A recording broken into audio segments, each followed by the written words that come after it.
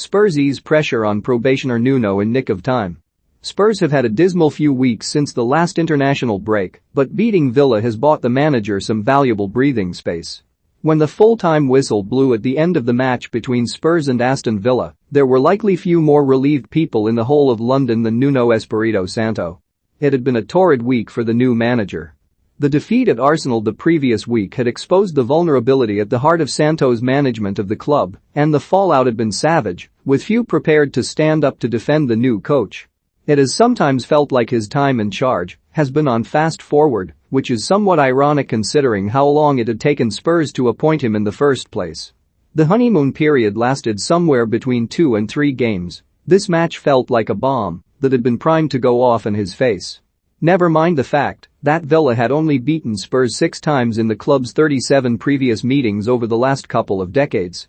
They were coming into this match off the back of a win at Old Trafford, and with talk starting to grow that they could even challenge for a place in Europe next season.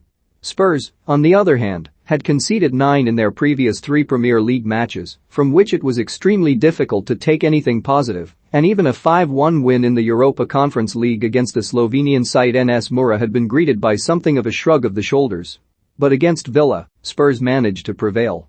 The key player was again Son Heung-min, whose relentless energy and selflessness set up both goals, one for Pierre-Emile Højbjerg, the other given as an own goal against Villa's Matt Targett, although it's pretty certain that Lucas Moura would have converted had the ball not deflected off the defending player.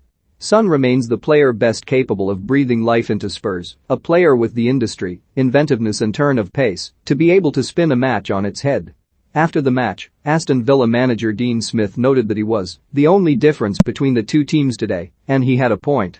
With an international break looming on the horizon, this win was imperative for Nuno Espirito Santo. Just as nature abhors a vacuum, so the international break abhors a gap and speculation, and losing this match would only have further extended the gloom that has been growing since Spurs returned from the last international break to an absolute shellacking at the hands of Crystal Palace. It wasn't just that Spurs had lost 3 successive Premier League matches. It was the supine nature of them, culminating in a North London derby from which Santo could not take anything positive. But Spurs are still in the Carabao Cup and have a winnable match in the next round, away to Burnley at the end of October, and while the Harry Kane hat-trick in 20 minutes which gave the NS Mura result a veneer of respectability might have felt a little extra, those goals put them top of their Europa Conference League group on goal difference ahead of a potentially tricky pair of games against Vitesse Arnhem. In the Premier League, they're only 2 points adrift of Manchester City and Manchester United, and while few Spurs supporters believe this will still be the case come the end of the season, the Aston Villa win felt like a necessary corrective following a start to the season which has already veered all over the place. It is also worth remembering that Santo was dropped into an unenviable situation at Spurs, where a conflation of factors, including but not limited to the Harry Kane transfer saga, morale within the club following Jose Mourinho's spell as manager, and the amount of time it took to appoint Santo in the first place, had left the club's previous achievements under Mauricio Pochettino already feeling like an increasingly distant memory. But international breaks are just breaks.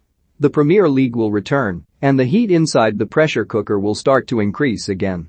Before the end of October, Spurs have to play their first match against Vitesse, their Carabao Cup clash against Burnley, and Premier League fixtures against Newcastle, West Ham and Manchester United.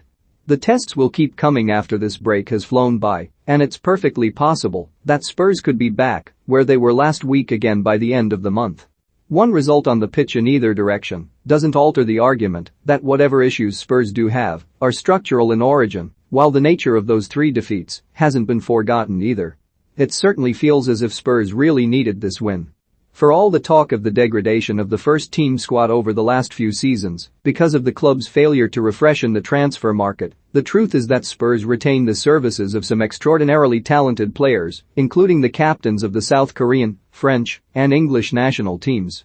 It's not spread as thickly as at some other clubs, but the talent is there, and there should be no shortage of leadership on the pitch. But one swallow doesn't make a summer, and Santo's start to the season has to consistently improve on Spurs' performances prior to the Aston Villa game if he is not to fall back to the level of September criticism. He has bought himself some precious time with this win, but Nuno Espirito Santo remains on probation in the court of Spurs' public opinion.